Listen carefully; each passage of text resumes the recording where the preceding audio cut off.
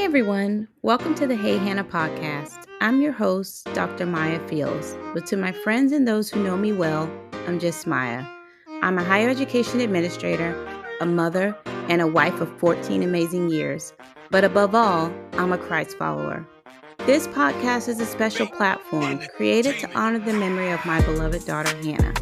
It's here that I have the chance to have the conversations that I never got to have with her, to share the wisdom and love I wish I could have passed on. It's a reminder to cherish the precious moments we're given and a testament to the power of healing, hope, and personal growth. If you're someone who's seeking personal growth, inspiration, and practical advice to build a solid foundation for a successful and fulfilling life, this is a place for you. Join me as we honor Hannah's memory together. Laugh, cry, and learn. Get ready for a podcast that is so much more than you could ever imagine. The Hey Hannah podcast, healing hearts, one conversation at a time.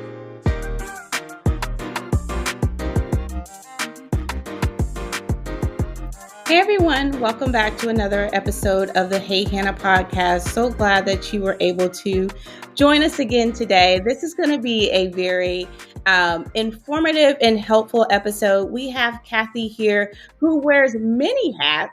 So she does work in the help and healing space. She also does things in the yoga arena, but most importantly, the work that she does that I am most drawn to is her ability to help people navigate tricky situations and rebuild their life to a point that they feel happy about what they're doing, happy about the space that they're in. So Kathy, thank you so much for being here today. Absolutely glad to have you. Thank you so much. I'm so happy to be here. Wonderful. So can you tell us a little bit about the work that you do? Yes, I work with newly single moms, or maybe not so newly single, but single moms who have gone through a traumatic divorce, a toxic divorce, maybe are still working within a dysfunctional family dynamic with co-parenting. And I help them release the trauma, because obviously we take on a lot of trauma as we go through these very difficult life transitions. And I help them, as I help them heal, I help them work with their children and with their ex-spouse so that they can either co-parent or parallel parent from a place of presence, a place of peace, and a place of strong boundaries, so that not only they protect themselves, but they protect their children. What we know of toxic family dynamics is that it's torturous and detrimental to the emotional and even academic and intellectual development of children. So this is my passion. Absolutely. Man, that has to be a lot of heavy work, I would imagine. Do you find yourself, just even as you're helping these individuals, carrying a lot of the emotional burden of just kind of the space that they're in? And if so, how do you keep yourself emotionally healthy enough to still be able to be there and support them? You know, it's funny you should say that. And this is why I feel that everything happens for a reason. Having gone through my own similar situation, I don't feel burdened by my clients, and I love the work I do. And I'll tell you why. I work with energy. I am intuitive. And when I see these women, I see them from a very different perspective. I don't see their obstacles. I only see their gifts. I see their potential. I feel like I take someone by the hand and take them on a treasure hunt. And every call, I present them with a new gift. So for me, it is the most uplifting part of my work. I think the most difficult part is explaining the whole, narcissism, toxic relationship dynamic. But holding their hand through it for me is so empowering and so life affirming. It's wonderful. It's just wonderful. I love the way you explain that. And it really made me think about when you have the conversation with people about understanding the difference between just a job and like something that you're gifted or called to do, depending on your beliefs. There's different language around that.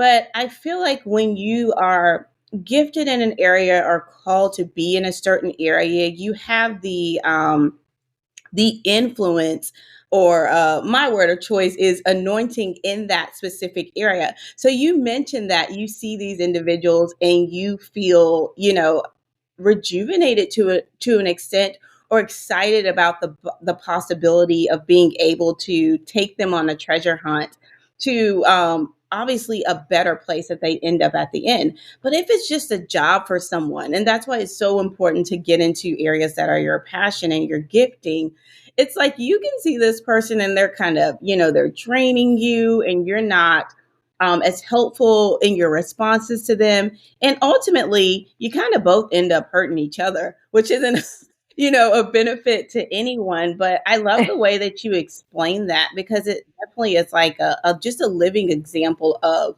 how awesome it is to work in an area that you are obviously gifted in. Now, you mentioned your own experience in a similar situation before you actually got into the work that you're doing. Is that what got you interested in the services that you offer to single mothers now? Is this Yeah, something that you feel like, I wish I would have had this of service available to me during my period? I say that so many times. I wish there had been a me back then. um, for, so I started out. It's incredible. Just this is why I say not everything happens for a reason. My college studies, I studied finance, actually, and art history. I had nothing to do with anything in this type of healing space. And when I was first invited to attend a yoga class, I absolutely hated it. I thought, oh, this is the most difficult thing I've ever done. And the person who dragged me to the class kicking and screaming quit after 2 classes, but I just kept going because there was something about it that made me Yeah. feel good. And that was over, gosh, now that I'm aging myself, but that was over 25 years ago. And I was already married. I was already, I could tell that yoga was bringing out something in me. But it wasn't until my children were born that, when they say that things start to get a little challenging, that I started to notice Yeah. just how important yoga was going to be in the way I managed my life's challenges. And there were many. I did not have a healthy marriage, unfortunately, and I can look at it very differently today than I ever did even 5 years ago through the work that I've done on Yeah. myself. I noticed that everything I learned through this vehicle just expanded my curiosity. So started, Hmm. what piqued my interest through yoga really became a much greater calling to study, believe it or not, even on my own, kinesthetic movement, somatic release, neurobiology, because I could see my son showing signs of trauma, my daughter showing signs of trauma. And I thought, okay, where is this coming from? Yeah. What is this? What's happening here? And what's really interesting is that when I considered the neurobiological aspect of what I was doing, it ultimately kept leading me back to the spiritual component. Like, I realized that Hmm. healing would have to be a combination of physical release, emotional release, and really spiritual practice. So to say that Hmm. my own journey guided me through this, yes, because I'm one of those people that likes to find solutions. So I kept Hmm. digging until, and I was my own guinea pig. I worked on myself. I worked with my children. I worked with clients through the yoga practices that I was doing, and that's what led me to this particular place. Because the more women I spoke to, and the more women I looked at, even as they were trying to do simple yoga poses, I thought, oh, she's holding something in her hips, right? She must have she must be having Hmm. trouble at home, or she's the way people hold their shoulders. I could tell they were, they were suffering through grief or guarding their heart. So it was just Oh, starting to wow. become very intuitive for me that when someone came up to me after class and said, I really loved that you did this, I thought, well, I did it exactly for you because I knew you needed a release there. So I think God, the universe, source, whatever you want to call it, has been sort of guiding me through this process. And I think that's why it's been so rewarding, because it hasn't been easy, but the reward comes every time I help someone through something. If I help them parent better, if I help them overcome a toxic relationship, if gosh, I have helped some women make massive changes in their lives, and that to me that's priceless. Absolutely. I'm curious, and I don't know a ton about yoga, so I'm just curious when you mention like the way someone holds their shoulders or something with their hips, like you can tell there needs to be a release or they're carrying grief. Is this something that any yoga instructor would know as they're guiding someone through a yoga exercise, or is this just a special gifting that you have? I think many people have it. I wouldn't claim it to be my own, but I will say this. No, the short answer is no. Especially, like most yoga teachers do not, because you're learning to teach some physical postures. That's it. You're learning you're teaching other people to manipulate their breath in a certain way.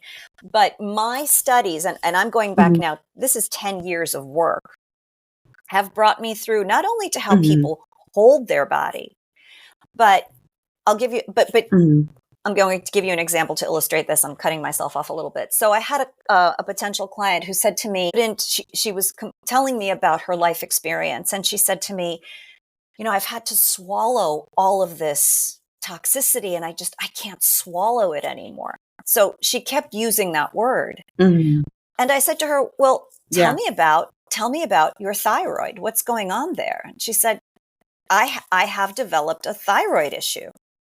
So it's also it's not only how we hold our body, but it's how our unprocessed emotions are affecting our physical body. So, for example, someone who's been, many of the women that I work with that have been in toxic relationships or have been sexually abused or, in some way violated, will develop either breast cancer or uterine cancer. And if I ask them, I had another client who was telling me about her sister. She said, my sister refuses to talk about it. I said, really? Tell me about her health. She said, well, she's battling uterine cancer. And I thought, wow, because these are the areas, when I work with energy, these are the areas that our body stores our emotions, right? Our emotions are stored in our energy system. And this is the beauty of yoga. This is what I learned in yoga is that the ancient yogis believed that the human is in 5 levels, 5 sheaths, they call them. And there's a physical body, and there is a breath body, an energy body, an emotional body, an intellectual body. And then there's your spiritual body. So there has to be an interplay of all of them. I can't separate the spiritual you from the emotional you from the physical you. So if you're going through whatever your life experiences are, your brain expertly stores them for future use, as it does with everything. It doesn't matter if they're good or bad. We just need to survive. So we're going to store this. And it will eventually manifest onto your physical body and ultimately into, your reality, what's happening in front of you. The decisions you're making are based on emotions that have been programmed from years and years and years prior. So this has been my journey. It has been understanding this concept and then figuring out a way to help people process and understand and move this energy so that they're not stuck in it, right? Because what happens to us? We can stay stuck feeling victimized, and we don't move, and we stay stagnant, and we don't realize that there are certain things we can be doing to ease our own experience, but to also move through it, because there's a reason that it happens, right? I can't look back at my life and think, oh, I chose a bad spouse. Well, maybe I didn't choose a bad spouse. Maybe I chose the spouse I needed at the time to go through the motions of my own expansion. And so when I look back and when I have a communication with my spouse, and this is someone I couldn't talk to for years, I can now look at him from a very different perspective, and I can pray for him and send him grace. And even if I don't agree with what he's doing, I can look at the whole situation from a place of compassion and peace instead of that hatred that we all tend to hold on to. You know, my ex, my horrible ex. Yeah. And this applies to any situation, a work situation, a mother-child situation. I work with lots of women who have also had narcissistic parents. It's hard to stay mad at your parents, no matter how challenging they may have been. So the whole idea is for you to feel healthier and happier with who you are becoming. And I believe that that is our purpose. And things happen along our lives that help us get there. They're not always happy. They're not always wonderful. They can be the most painful, challenging situations.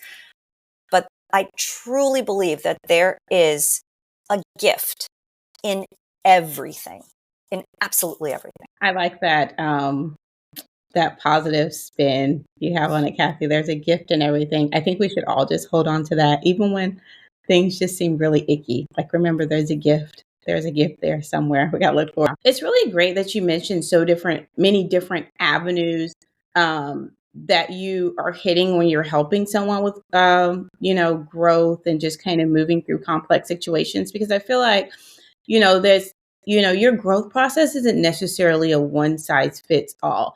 Like, podcasting is something that worked for me. Journaling may be something for someone else, but I like that you have like a mixed bag of approaches, because it's going to, ultimately offer something that's going to be beneficial to each individual that's coming to you. So I really do appreciate that about the way you structure your helping process for others. Thank you so much for being here. Absolutely has been a joy to chat with you today. Your conversation and the information that you shared has been so helpful. Hannah's Hive, thank you so much again for tuning in to another episode. I hope that you've learned a lot, you've been encouraged, and that you find some resources that you need to live life well. Again, thank you so much for tuning in. And until next time, take care. And that's it. I'm out of here.